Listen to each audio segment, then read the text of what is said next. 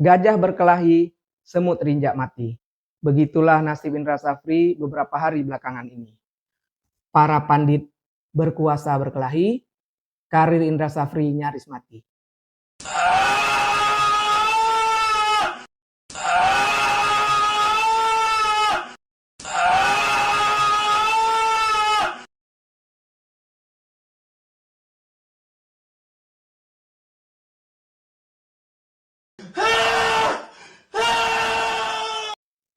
Assalamualaikum warahmatullahi wabarakatuh. Hari ini saya akan coba melepaskan unek-unek saya, bercerita apa yang ada di hati saya tentang kasus Indra Safri yang menghebohkan dunia sepak bola kita beberapa minggu belakangan ini.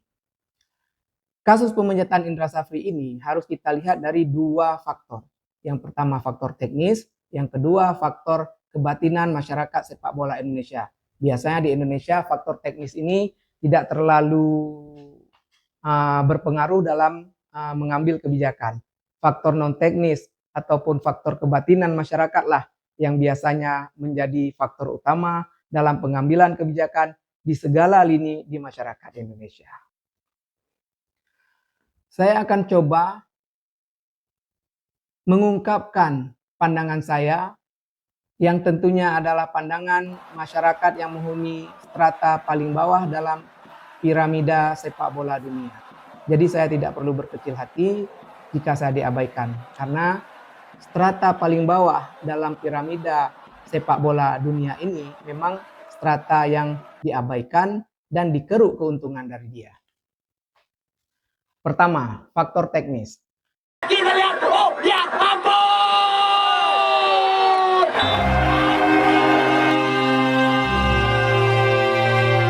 Pertandingan melawan Iran dan Uzbekistan menjadi faktor utama pemecatan Indra Safri dari segi teknis. Ada yang membela, ada yang tidak membela. Lawan Iran ini betul-betul menunjukkan bagaimana performa timnas U20.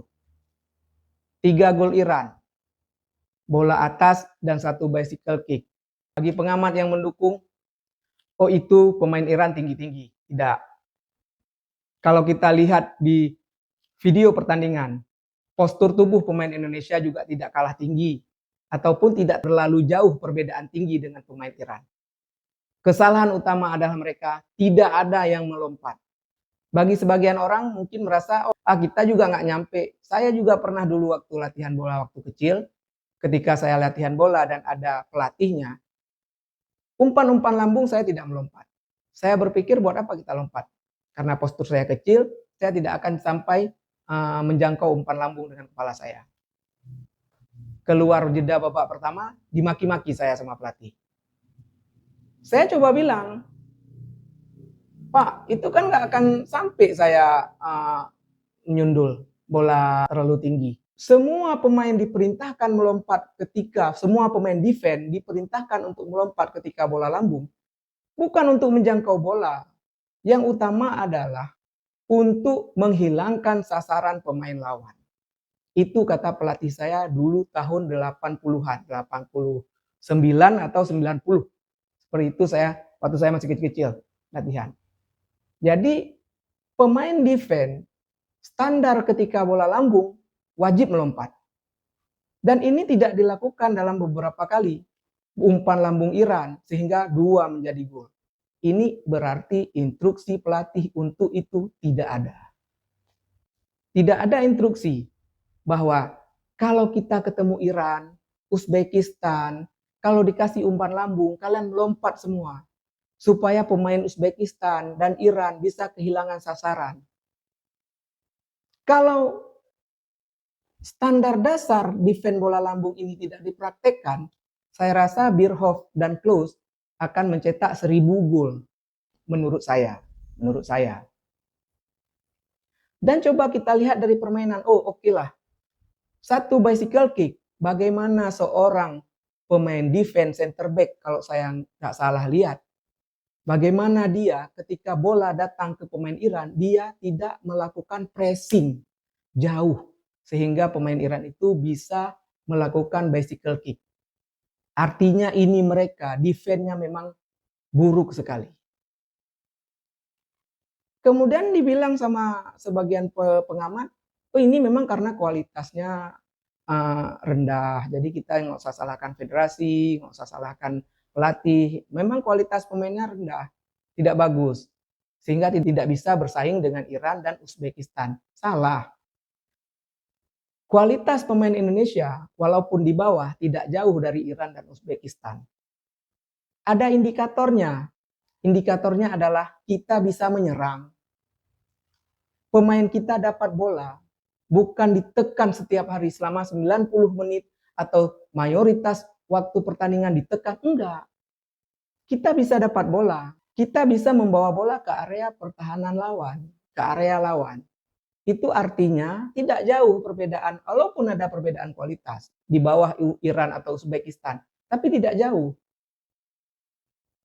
Dan ini bisa diakali oleh tim pelatih. Mourinho dengan Porto juara champion, dengan Inter juara champion. Pemain Indonesia ketika melawan Iran membawa bola ke area lawan, setelah sampai di area lawan langsung tidak tahu mau berbuat apa.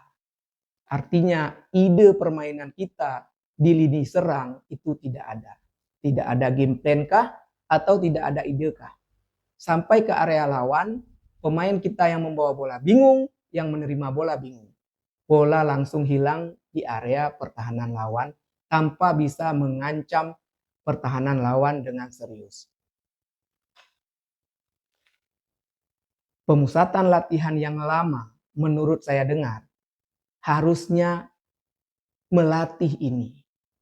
Kita membawa ke sini, pemain bergerak ke sini, saat mendapat bola begini, harusnya lari ke arah sini, harusnya bergerak ke arah sana. Itu harusnya dilatih dalam pemusatan latihan. Supaya ketika bertanding, mereka sudah termindset bahwa begini cara main. Begini ide kita menyerang. Tapi kan tidak ada ketika melawan Iran. Gak ada. Melawan Iran kita ketika dapat bola, bawa ke depan kosong. Satu lagi ini luput dari tim kepelatihan adalah mengapa asal dapat bola harus dribbling? Harus melakukan gerakan untuk menipu lawan. Tim ini sudah saya lihat dari kejuaraan sebelumnya. Semua kebiasaan dapat bola dribbling. Dapat bola wajib dribbling. Ini juga tim kepelatihan yang harus mengarahkannya anak-anak ini. Oh memang kualitas anak-anak itu seperti itu? Enggak. Lawan Uzbek kita sudah mulai bisa mendekati garis 16 lawan. Artinya sebenarnya kalau diberi instruksi mereka itu mengerti atau mereka mampu melakukannya. Walaupun kualitas pemain nomor 10 dan nomor 9 timnas itu tidak sebagus Evan Dimas, Zulfiandi. Tapi kan sampai bola ke Uzbek. Kenapa ketika pemain membangun serangan, nomor 9 kita mulai mendekati atau mulai mencari tempat kosong yang bisa diberi umpan. Ini yang dibilang ide dalam menyerang, game plan, rencana permainan. Dan ini tidak diterapkan ketika lawan Iran zone kosong. Lawan Iran saya berani katakan bahwa kualitas strategi timnas kalah jauh dengan Iran. Kita tidak punya apa-apa ketika terjun ke lapangan. Mungkin dibekali, tapi saya takutnya dibekali ketika hari pertandingan atau pertandingan akan berjalan. Ingat, sekali lagi menurut saya, ketika melawan Iran, kita tidak kalah jauh materi pemain kita. Kita kalah dari sisi strategi dan rencana permainan. Melawan Uzbek sudah diperbaiki, kita bisa melakukan serangan. Lagi-lagi golnya. Dan ini jangan katakan bahwa ini, oh dia pemain kita pendek, nggak bisa menyundul. Lagi-lagi itu alasan yang tidak bisa diterima di era sepak bola modern ini. Bagi saya, tidak melompat ketika kita menerima serangan-serangan bola atas, itu adalah kesalahan dasar dari kepelatihan. Dasar. Sekarang kita kan kembali ke STY. Lambat perkembangan STY. Ini STY lambat ini perkembangannya nggak kayak Luis Milla, karena di kepala saya dulu Luis Milla. Impresif sekali. Ini STY lambat. Tiba-tiba media bilang STY ngelatih dribbling, STY ngelatih passing, STY ngelatih kontrol bola, STY melatih melompat, STY melatih lari, STY melatih stamina. Yang hal itu seharusnya ada di akademi, bukan di klub, di akademi. Tapi STY mau ambil tanggung jawab itu. Selalu saya bilang di Facebook, tim STY timnas terkuat yang pernah saya lihat. Kita lupakan STY. Jadi secara teknis, tim kita tidak kalah di kualitas materi. Kalaupun kalah tidak jauh. Dari segi postur juga tidak jauh. Tim kita memang kalah dari sisi strategi dan rencana permainan.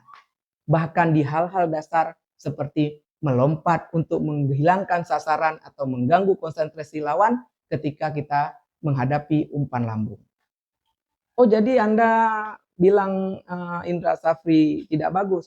Kita menikmati Evan Dimas, Zulfiandi, Putu Gede. Itu dari tangan Indra Safri. Indra Safri pelatih yang baik. Tapi di level tetangga, serumpun. Bagaimana timnas Evan Dimas bermain? Spektakuler. Begitu dia masuk ke kawasan, dihajar di mana-mana. Sampai pelatih, saya ingat kali, sampai pelatih Australia ngomong, kira-kira begini, saya kata-katanya tidak begitu ingat. Kira-kira dia katakan begini, timnas Indonesia tidak pandai mengelola pertandingan. Dengan kata lain dia sebut pelatih Indonesia belum levelnya di sini. Itu menurut saya. Indra Safri bagus di serumpun, tapi saya rasa belum cukup baik di kawasan. Di kawasan saya rasa kita harus punya kualitas yang jauh lebih baik daripada di serumpun. Jadi kalau dipecat Indra Safri secara teknis, itu hal wajar bagi saya. Anak-anak ini jangan katakan nggak punya skill, punya baik skillnya. Indikatornya mereka bisa menyerang, mereka bisa dapat bola. Kalau mereka tidak punya skill jauh di bawah Uzbek dan Iran, sudah pasti dibombardir. Itu pun kalah 3. Dan kalah 3 itu, gol yang saya bilang, kesalahan mendasar. Faktor kedua adalah suasana kebatinan masyarakat sepak bola Indonesia. Pemecatan STY membuat publik sepak bola Indonesia terbelah. Satu pro pemecatan, satu kontra pemecatan. Dan ini merembet kemana-mana. Salah satunya yang disasar tentu Indra Safri. Entah dia pernah mengeluarkan statement apa tentang STY, kita tidak perlu tahu. Tapi ini akan menjadi sasaran tembak bagi pihak-pihak yang kontra pemecatan STY. Disinilah saya bilang, ketika dua kubu pandit yang berkuasa bertabrakan, mengadu kekuatan, mencoba menggiring opini, maka hal-hal lain akan tersentuh oleh perang ini. Salah satunya Indra Safri. Federasi memecat Indra Safri secara kejam. Pendapat saya itu karena ingin menutup muka atas pemecatan STY. Jadi STY kupecat karena gini, Pak Indra Safri pecat juga lah. Harusnya bisa saja Indra Safri tidak dipecat. Karena memecat pelatih ini sebenarnya kita semua tahu bukan solusi. Tapi seperti saya bilang tadi, secara teknis nggak jadi pertimbangan bagi pengambilan keputusan. Indra Safri sudah berjasa bagi timnas. Tapi karena ini menutupi malu pemecatan STY, maka dipecatlah Indra Safri. Dan ini sangat kejam. STY sudah tahu dia akan dipecat. Dia terus-terusan diserang. Dan dia betul-betul dipecat. Indra Safri sedih, dibina, dijadikan salah satu frontman atau orang yang mengeluarkan pernyataan-pernyataan bahkan tentang STY. Indra Safri di bahasa Aceh digusuk-gusuk ule. Gusuk-gusuk ule itu dielus-elus kepalanya. Karena ini dijadikan lawan bagi STY saat itu. Kan sama kayak ayam potong. Dikasih makan, besok disembelih. kejam, pedih. Jadi kondisi STY, pemecatan STY tidak begitu sakit dibandingkan pemecatan Indra Safri. Jadi menurut saya, Indra Safri tidak punya kualitas yang cukup memimpin suatu tim untuk bertanding di kawasan. Tapi untuk serumpun tetangga-tetangga negara kita, pasti Indra Safri akan berbicara banyak. Dan mudah-mudahan dua pandit berkuasa ini mengakhiri konfliknya supaya federasi bisa fokus untuk menghadapi round 3 Piala Dunia. Dan itu yang perlu bagi kita. Saya kecewa STY dipecat. Di Facebook saya ungkapkan, walaupun saya tidak pro sekali dengan STY. Bagi federasi, tolong jangan dibentuk front. Anda katanya mudah-mudahan bukan membayar komentator, pengamat bola untuk mensosialisasikan kebijakan-kebijakan Anda yang saat ini sedikit melukai hati masyarakat sepak bola Indonesia. Akan muncul perlawanan, sehingga sibuk kita ngurus ini. Nggak sempat saya buat video tentang Clifford yang katanya mau main total football. Walaupun video total football sudah saya unggah. Kita harusnya memikirkan Clifford sekarang. Kira-kira begitulah unek-unek saya atau pemikiran saya tentang kasus pemecatan Indra Safri. Tapi sekali lagi ini juga adalah pandangan dari masyarakat strata paling rendah di dalam piramida sepak bola dunia. Assalamualaikum warahmatullahi wabarakatuh.